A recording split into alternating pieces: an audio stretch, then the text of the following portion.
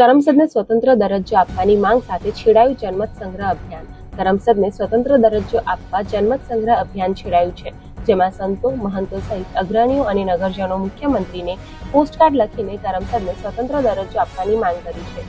રાજ્ય સરકારે આનંદ મનપાનું નામ બદલીને તાજેતરમાં કરમસદ આનંદ મહાનગરપાલિકા રાખીને આંદોલન શાંત પાડવાનો પ્રયાસ કર્યો હતો, પરંતુ સરકારના આ નિર્ણયને સરદાર સન્માન સંકલ્પ આંદોલન સમિતિએ નકારીને કરમસદને સ્વતંત્ર દરજ્જાની માંગ સાથે આંદોલન યથાવત રાખ્યું છે। આ આંદોલનના કારણે રાજ્ય સરકાર માટે આ મુદ્દો રાજકીય અને સામાજિક રીતે સંવેદનશીલ બન્યો છે।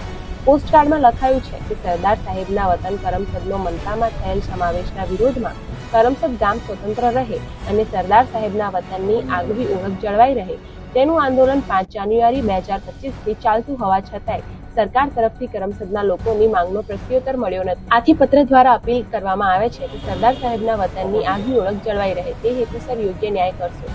જો ન્યાય નહીં મળે તો લોકતંત્રની કોઈ પણ ચૂંટણીની મતદાર યાદીમાંથી હું મારું નામ રદ કરવા મજબૂર બનીશ। આ અભિયાન અંતર્ગત બાપેશ્વર મહાદેવ મંદિરના મહંત મધુસૂદનગીરી મહારાજ, સંતરામ મંદિરના મહંત મોરારીદાસ મહારાજ સહિત ગામના સામાજિક ધાર્મિક આગેવાનોએ મુખ્યમંત્રીને પોસ્ટકાર્ડ લખીને પોતાની માંગ રજૂ કરી છે।